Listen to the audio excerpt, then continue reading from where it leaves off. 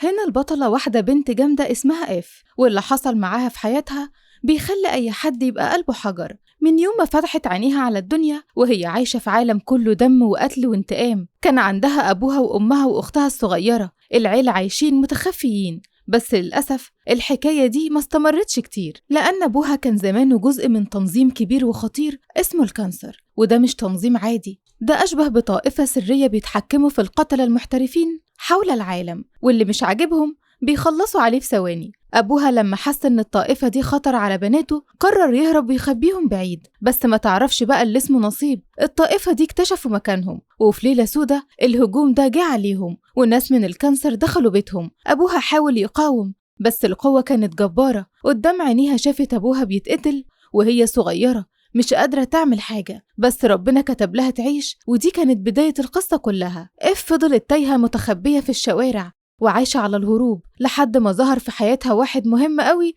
اسمه وينستون سكوت. ده بقى اللي احنا عارفينه كويس من أفلام جون ويك.